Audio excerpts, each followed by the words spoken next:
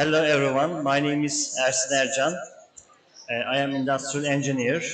Uh, I am working at Turkish Standard Institution as a lead researcher. And we have worked for approximately 10 years on the verification of emission reports.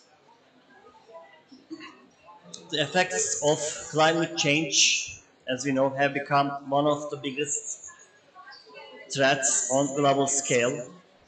Climate change poses serious risks for the global economy and creates devastating effects for our lives.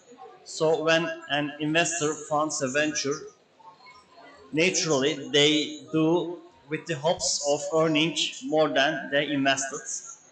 However, investor risks financial loss if the venture underperforms or fails. This trade-off between risk and return is a fundamental consideration in any investment and leads investors to demand higher possible rewards for higher risk investments.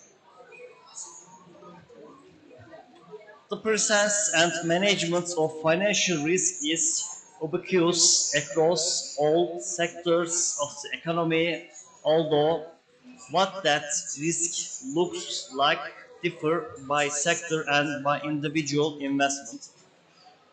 For example, a risk assessment for a hydroelectric power plant and for a cement industry will be very different because for a hydroelectric power plant, air temperatures affects precipitation and this will result in flooding river.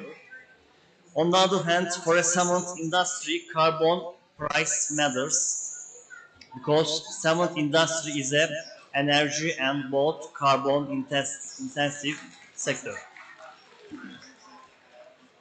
As climate change warms the planet and actions are taken to reduce emissions, financial institutions must reckon with the new and changing risks to assets and the broader financial system.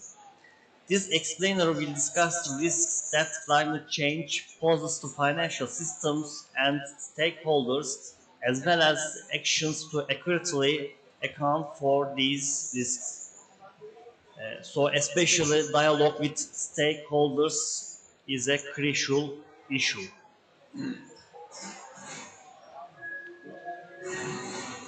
Types of financial risks are associated with climate change. We begin with the physical risks. As known, climate change is linked to rising temperatures and sea levels, changing precipitation, volatile weather, and an increase in the size and intensity of natural disasters like wildfires, hurricanes, and heat waves. These events have and will continue to damage assets and infrastructure, displace communities, and disrupt supply chains and business operations. Overall, these risks which are carried by these chains is called physical risks. This map shows us risk across Europe. Data coverage varies by country. We see that the highest risk groups belong to water stress, wildfire, and heat stress across Europe. And for Turkey, we set 10 parameters. These are river flood, urban flood, coastal flood, earthquake, landslide, volcano, water scarcity, extreme heat, wildfire, and tsunami. As you see, it is remarkable that only parameter which is not high for Turkey is tsunami. So we can accept that overall Turkey carries high physical risks. But I don't mean a homogeneous risk level. For example, when we focus on Istanbul, the biggest city of Turkey, earthquake poses high risk on most of the Istanbul districts. If we reconsider the earthquakes occurred in Istanbul, we have to pay attention to this map. More precisely, when we look at Çatalca, the biggest district of Istanbul, but this time according to urban flood, we see a low risk level. In consequence, we could make this analysis both on micro and macro level for determination of physical risks. By the way, how the business world is affected by the physical risks, business can face substantial physical risk from climate change. Even if a business assets, such as buildings, equipment, and vehicles, remain undamaged by an extreme weather event, this time these events can lead to productivity loss, particularly we see in agricultural sector and supply chain issues. So, firm should consider the productivity loss. In this chart, we can see the distribution of risks according to sectors. Here there are 9 sectors from manufacturing to accommodation and flood. Generally, we can say that it is seen that the biggest shares in the lines are water stress and multiple hazards such as earthquake and wildfires.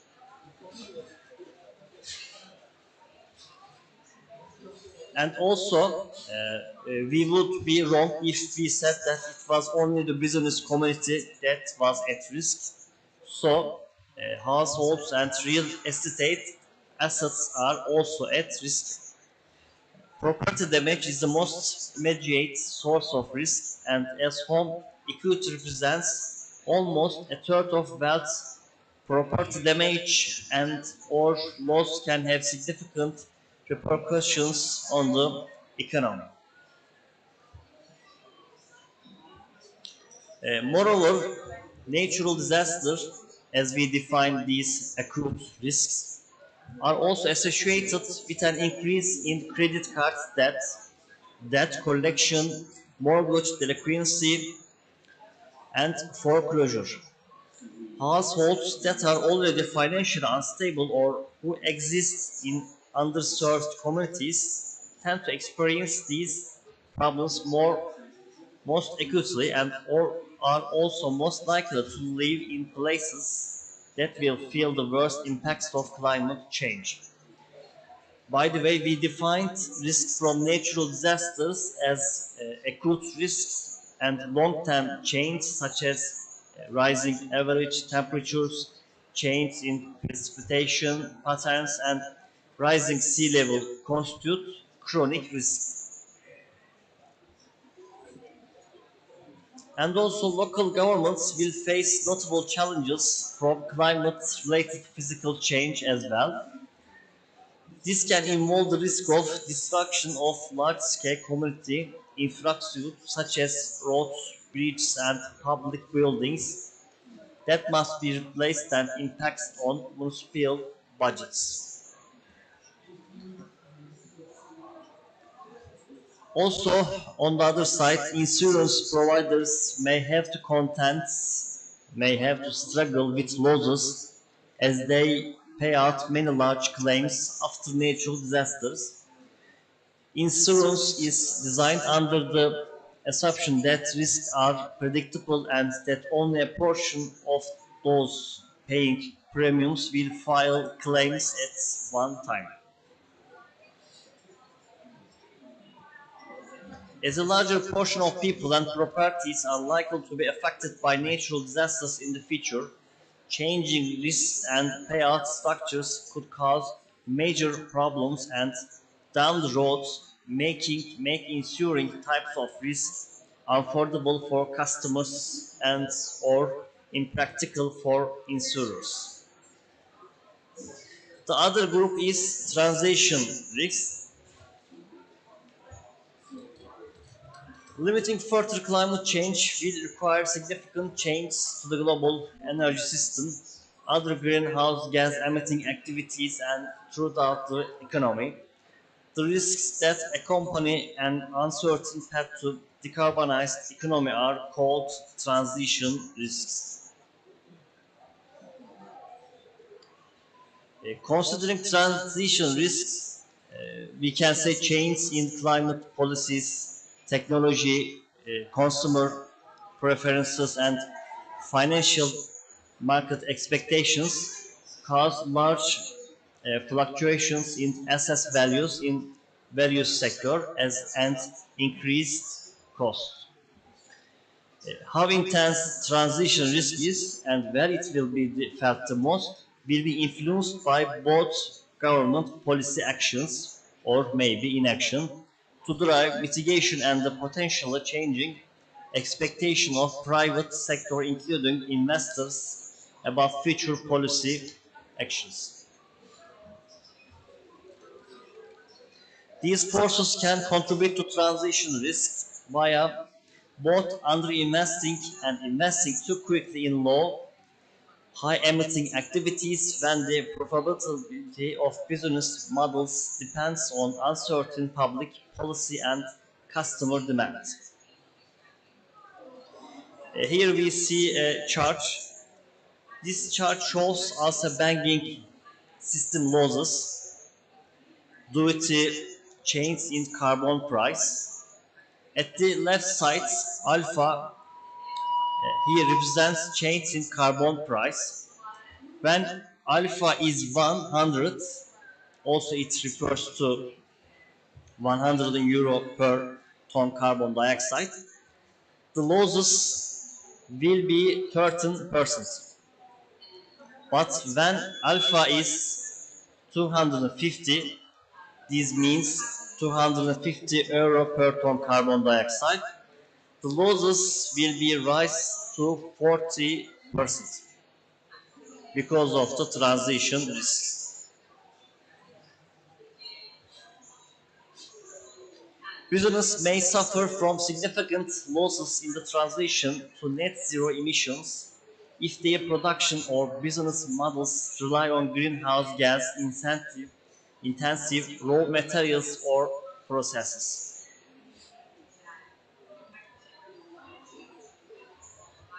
Among other considerations, businesses face the risk of their assets becoming stranded. Stranded assets are durable assets that may become unusable or prematurely decommissioned due to policy or market changes after a company has made an initial investment. Here we see at the picture a stranded plant. A company that builds an expensive power plant with the intention of recouping costs over the next few decades may later encounter regulations that make the plant unprofitable, rendering the asset stranded as the company can no longer recoup its initial cost as expected. And although revenue streams for fossil fuels commodities are expected to dwindle both with and without future climate actions, the uncertain nature of the low carbon transition poses a further risk for communities that have historically relied on these funds to support infrastructure projects, education, and public health. So we defined physical and transition risks, and physical and transition risk categories are seen in this chart. While we separate physical risk into two categories, transition risk can be handled in four categories.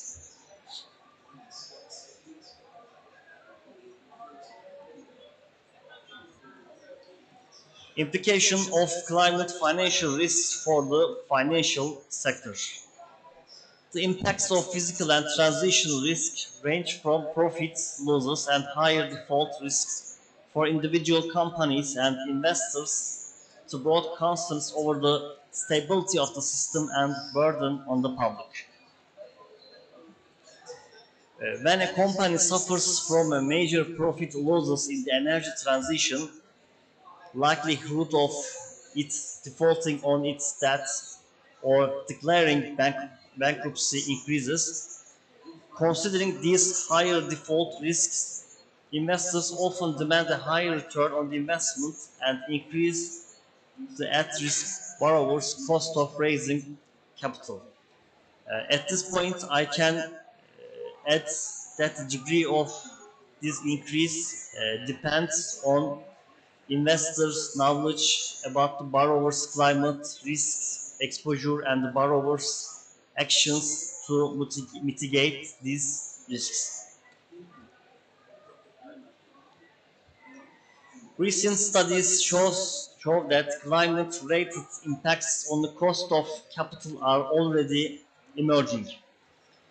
Municipalities hit by one or more hurricanes saw their municipal debts downgraded by rating agencies, and those with more sea level rise exposure are paying higher yields, especially on long-term bonds. Similarly, firms with higher carbon emissions may also need to provide higher returns on their stocks, consistent with lower investor demands for stocks of these companies. In finance, systemic risk refers to broad risk of failure across the financial system. Such a failure can arise from one major shock leading to a series of cascading failures within the financial system or different parts of the financial system facing highly correlated risks. If you remember the 2008 financial crisis, uh, this will be an important case for us, where initial problems with mortgage-backed securities, which were amplified and separate by financial institutions. Climate change broad impacts are further complicated by the deep uncertainties about the climate future, which hinders the financial markets' ability to price assets to properly reflect the relevant risks.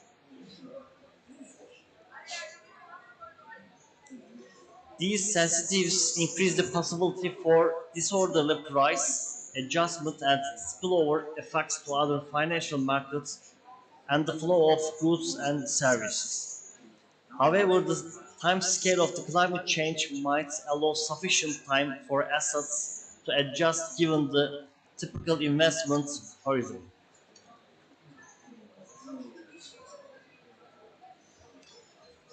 Climate risks carry ramifications for the general public, including those who are not active financial market participants. Investments from pension funds and retirement savings are subject to the same risks as other investors. In addition, if climate-related financial risks lead to a general economic downturn, as we guess, millions will suffer from significant welfare losses and economic hardship. We come to the ways to assess climate financial risks. One way is disclosure. Disclosure is the process by which an entity reports its assets, liabilities, and risks. Financial regulators across the world generally require disclosures of key financial information from public companies to help investors make informed decisions. In a climate context, this could include greenhouse gas emissions, both direct and in its supply chain. Here we call this indirect emissions. Exposure to climate impacts such as flooding and wildfires, and management practices to address physical and transition risks. As the climate change, these metrics are becoming increasingly relevant for investment decisions.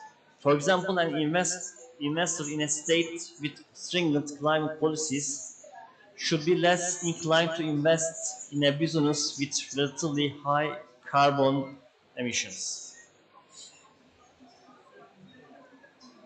I want to give some examples about some disclosures. In the United States, the Securities and Exchange Commission announced a landmark proposal in March 2022. And also, we can see some important disclosures from the ESG reports.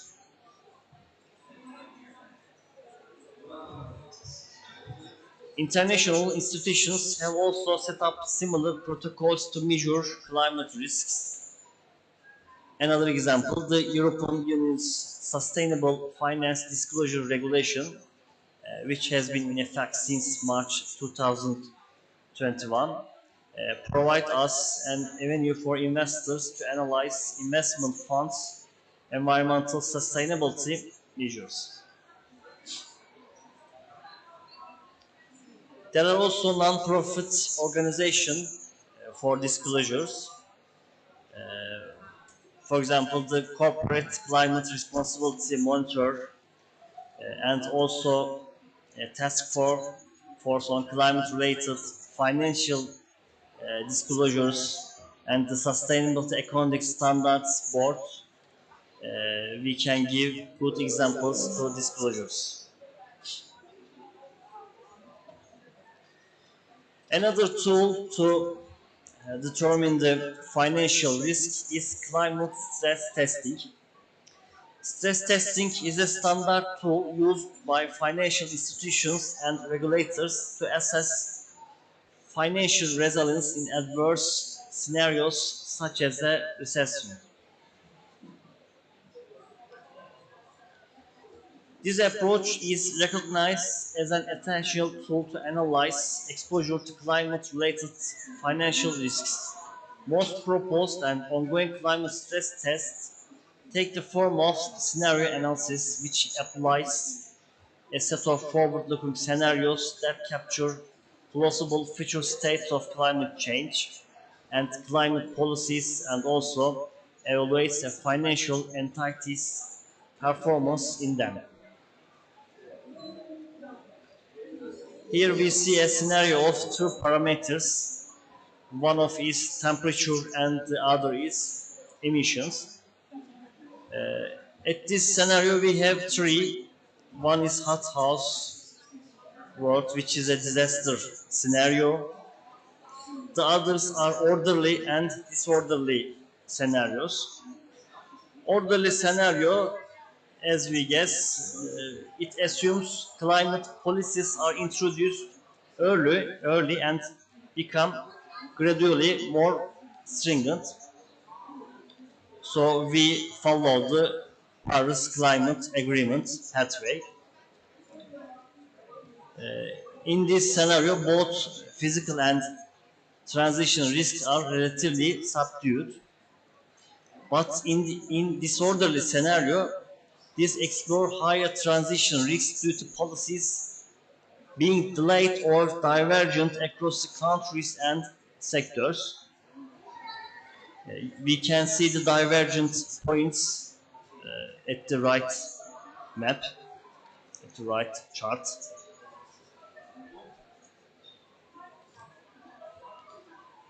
The Network for Green and Financial System, a network of several dozen central banks and financial supervisors, has issued official guidance on climate scenario analysis for financial regulators.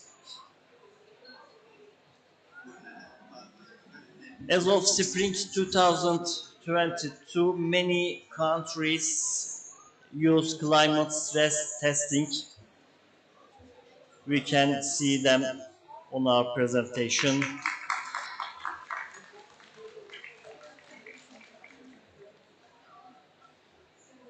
and existing climate stress tests face several major challenges. For instance, the accuracy of the finding is limited by the availability and quality of problem-level data here matters.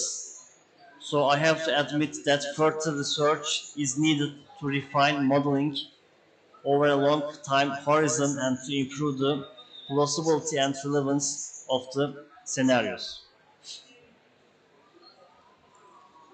Climate change poses significant risks to global financial systems and those that rely on them.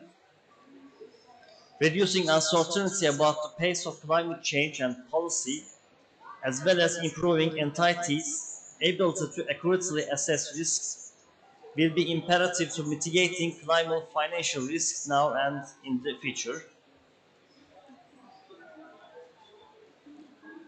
I would like to give an example of climate-related risk which is done by us. We talk about physical risks and we talk about transition risks. So we here determine the types of risks, for example, reputation, market operation, credit, and then we next determine the impact area, and finally we find a impact level. How we do that? We here use a integrated assessment model we here use, because there are independent parameters, so we have to merge them, and these parameters Tamam, then şimdi bağlandı galiba. draw a projection for us. A risk assessment, as you know, never says yes or no. It only draws a picture for